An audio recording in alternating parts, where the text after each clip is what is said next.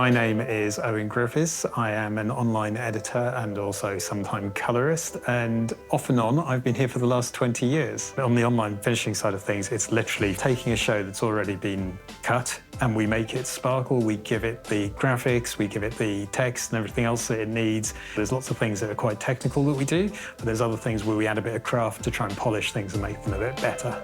Primarily, Disaster Autopsy is a show where contributors talk about events that have happened in the past, where disasters have historically happened, famous ones like the Concorde in Paris disaster, but they don't do it walking around a traditional environment where you'd expect them to be. They're in a set, which, until it all comes together in post, is just the person against black or sat in a chair interacting with things that aren't really there. Much in the way of a green screen set where you see a weatherman pointing at things that aren't really there. These people are told where to point, what to do. It really puts things in a way that you wouldn't be able to see otherwise. Traditionally, we cut things offline at low resolution using proxy media. So that's really normal for us, but working with loads of graphics where things need to play back in real time, where you need to combine these things or composite them traditionally, which used to be the domain of, very short form specialist things with teams of people working on it.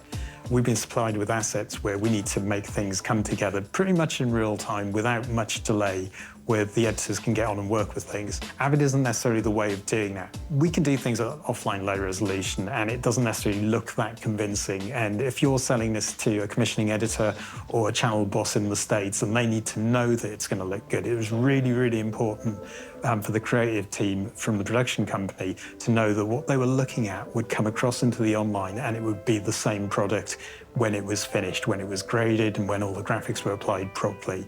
A bottleneck isn't so much the offline, it becomes the online, because in Avid, traditionally these things take a long time to render. We've moved that on a step forward to using Resolve. It offers a lot more in terms of speed and use of GPU, lots of really dull sort of technical stuff behind the scenes that makes the process go much, much quicker. Yeah, Blink goes back a long time and they're one of our main clients and they're very important to us. They've got a load of stuff going through the building at the moment, mostly specialist factual stuff, so a lot of traditional long-form documentary. So a lot of what they do has sort of like worldwide sales and it's a lot of different versions. So whatever we do, we need to be able to make sure that we can turn around different versions quite quickly. And of course, we need to have good communication with them to know what they want and managing all of that. We've got such a good relationship with them. We know how they turn things around, that we're part of that process.